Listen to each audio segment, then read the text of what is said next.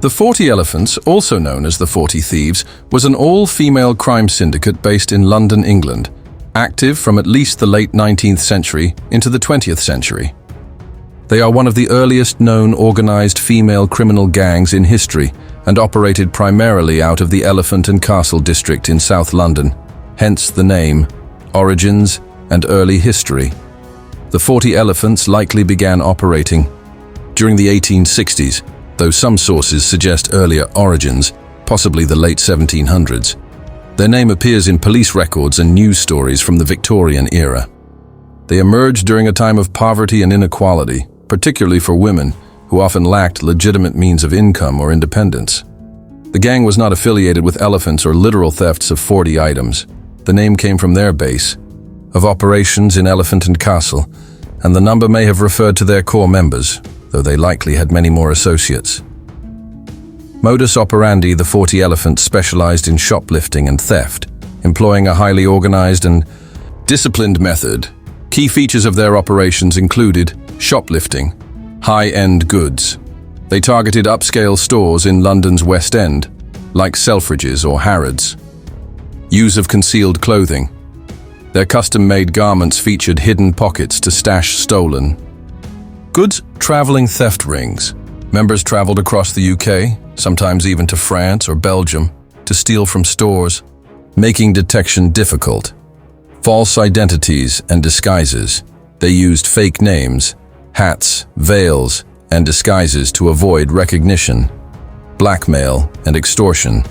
Beyond shoplifting, they were involved in blackmail, especially targeting wealthy men who frequented brothels or had extramarital affairs. Distribution network.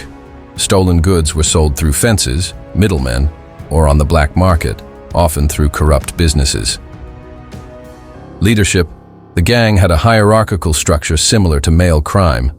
Syndicates. One of the most notorious leaders was Alice Diamond, Diamond Annie, led the gang during the 1910s and 1920s, known for her height, nearly 6 feet, imposing strength, and diamond-studded knuckle dusters.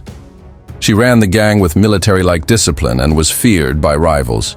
Under her leadership, the gang expanded its operations and influence.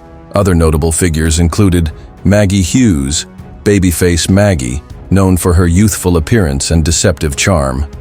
Lillian Goldstein often acted as a getaway driver and was linked to robberies, with male gangs like the Sabini gang. Connections to male gangs.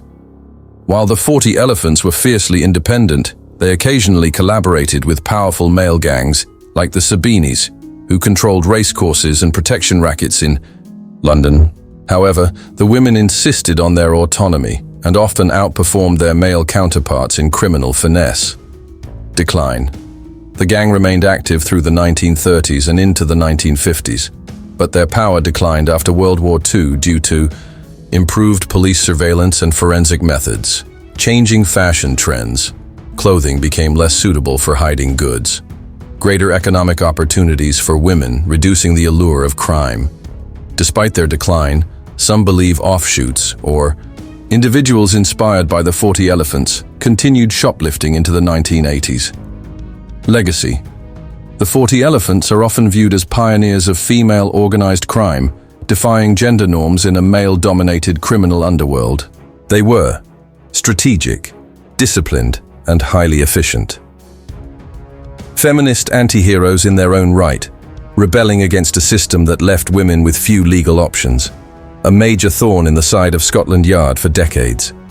Their story has been revisited in recent books, TV series, and documentaries exploring the hidden history of women in crime, the history and influence of the 40 Elephants, including notable events, their methods of evasion, and their cultural impact, advanced tactics and criminal innovation.